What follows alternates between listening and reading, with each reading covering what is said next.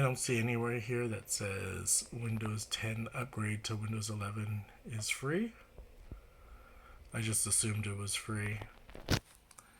And I used the Windows 11 installation assistant. And here you can see I have Windows 11 Pro installed. It was originally Windows 10 Pro. And it's active. So it is a free upgrade from Windows 10 to Windows 11.